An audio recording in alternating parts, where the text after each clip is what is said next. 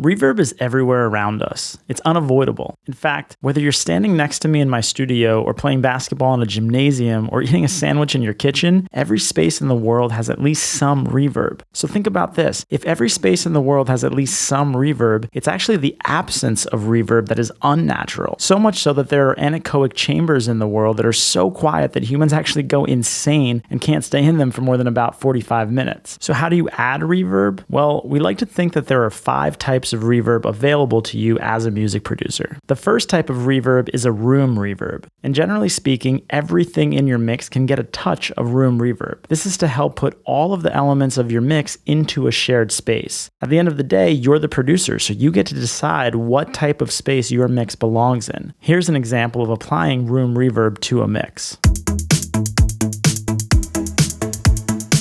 The next type of reverb is a plate reverb. These are bright, metallic, almost halo-like man-made reverbs that belong to any element in your mix that you want to push forward or to the front of your mix. Stuff like vocals, maybe a guitar solo or a synth lead. So let's take a listen to what that sounds like.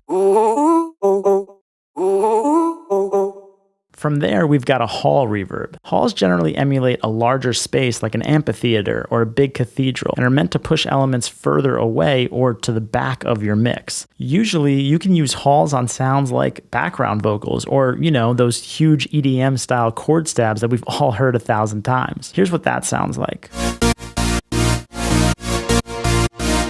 The next type of reverb is a chamber reverb. Chambers can be similar to halls, but they're a bit funkier in that they are built by placing a speaker and a microphone inside of a reflective room. I personally associate chambers with weird spaces. You can try throwing a chamber reverb onto almost any sound, but we think chambers sound best on percussion, specifically claps, snares, and other transient information. Take a listen for yourself.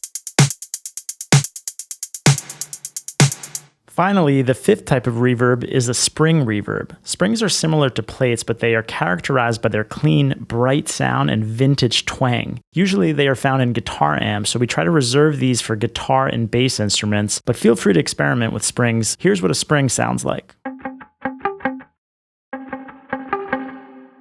At the end of the day, there's no right or wrong way to use reverb, but if you can adhere to the guidelines that we just laid out, your mixes should improve. And proper reverb use in your mixes will go a really long way in sounding professional. Make sure to check out all our free workshops, resources, learning guides, and sample packs. And of course, scope out all our free videos as well.